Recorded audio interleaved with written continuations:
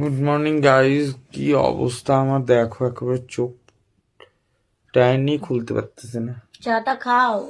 উফ, আর এই দেখো কোন সাত সকালবেলা চা নিয়ে চলে এসছে। ঢালি চায়ের উদ্দেশ্যটা হচ্ছে কেটলিটা।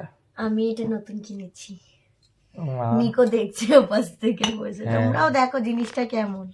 ব্যাস, আমাকে বেশি চা দিস না, হয়ে গেছে, অল্প অল্প করে নে। কালারটা দেখো, একদম মনে হচ্ছে রেড ওয়াইন।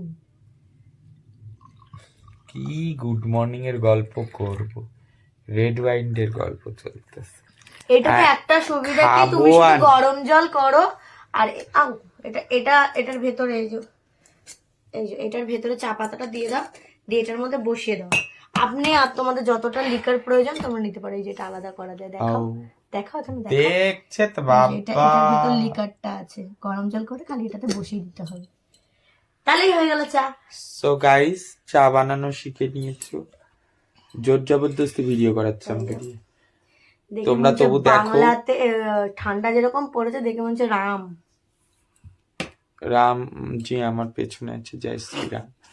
সো আমি এখন তো নিচের পোর্শন কিছু দেখাতে পারবো না, এই নাও আমি অন্তত তোমাকে ঢাকা দিয়ে নিলাম, এবার হবে। কারণ আমি মাছ ভিজিয়ে এসেছি, রান্না করবো। বাবা খুব ঘুম পাচ্ছে, মাথা ব্যথা করছে। সো গাইস, কটা বাজে বলে? কটা বাজে কে জানে? 5টা বাজে। 5টা বাজে, এখন বলে রান্না করবো না। টেনে ঘুম থেকে টেনে তুললো, চিন্তা করো। এদের ঘুমই হয় নাই। এই যে পোগো, পোগো গুড মর্নিং বলো।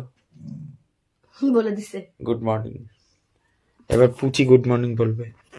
পুচি গুড মর্নিং বলো। চোখ ঢালা। মিকো গুড মর্নিং বলো।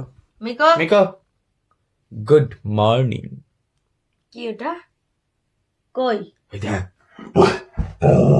এই যে। সো গাইস, মিকো গুড মর্নিং বল। হয়ে গেছে। এইবার দেখো একজন গুড মর্নিং বলবে, নাম তার লুচি। Good morning. আমার নন্টো, এর নাম লুচি।